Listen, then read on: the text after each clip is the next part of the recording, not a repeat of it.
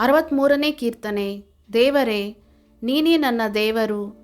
ನಾನು ನಿನ್ನ ದರ್ಶನವನ್ನು ಕುತೂಹಲದಿಂದ ಎದುರು ನೋಡುತ್ತೇನೆ. ನೀರಿಲ್ಲದೆ ಒಣಗಿದ ಭೂಮಿಯಲ್ಲಿದ್ದವನು ನೀರಿಗಾಗಿಯೋ ಎಂಬಂತೆ ನನ್ನ ಆತ್ಮವು ನಿನಗಾಗಿ ಆತುರಗೊಳ್ಳುತ್ತದೆ. ಶರೀರವು ಕಂದಿ ಹೋಗುತ್ತದೆ. ನಿನ್ನ ಮಂದಿರದಲ್ಲಿ ನಾನು ನಿನ್ನ ಮಹತ್ತನ್ನು ಪ್ರಭಾವವನ್ನು ಕಂಡ ಪ್ರಕಾರ ಈಗಲೂ ಕಾಣಬೇಕೆಂದು ಅಪೇಕ್ಷಿಸುತ್ತೇನೆ.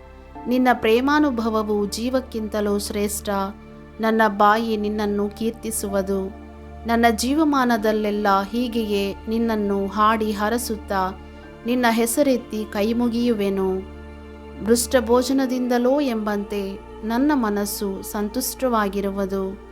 ನನ್ನ ಬಾಯಿ ಉತ್ಸಾಹಧ್ವನಿ ಮಾಡುತ್ತಾ ನಿನ್ನನ್ನು ಕೊಂಡಾಡುವುದು. ನಾನು ಹಾಸಿಗೆಯ ಮೇಲಿದ್ದುಕೊಂಡು ನಿನ್ನನ್ನು ಸ್ಮರಿಸುವಾಗ ರಾತ್ರಿಯ ಜಾವಗಳಲ್ಲಿ ನಿನ್ನನ್ನು ಧ್ಯಾನಿಸುತ್ತಿರುವೆನು. ನೀನು ನನಗೆ ಸಹಾಯಕನಾಗಿದ್ದೀಯಲ್ಲ.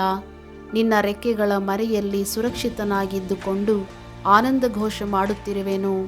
ನನ್ನ ಆತ್ಮವು ನಿನ್ನನ್ನು ಅಂಟಿಕೊಂಡು ಹಿಂಬಾಲಿಸಿರುವುದು.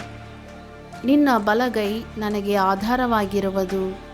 ನನ್ನ ಜೀವಕ್ಕೆ ಕೇಡು ಬಗೆಯುವವರೋ ಅಧೋಲೋಕಕ್ಕೆ ಇಳಿದು ಹೋಗುವರು.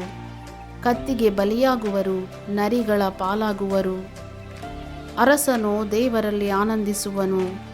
ದೇವರ ಮೇಲೆ ಆಣೆ ಇಡುವವರೆಲ್ಲರೂ ಸುಳ್ಳುಬಾಯಿ ಮುಚ್ಚಿ ಹೋಗುವುದನ್ನು ಕಂಡು ಹಿಗ್ಗುವರು.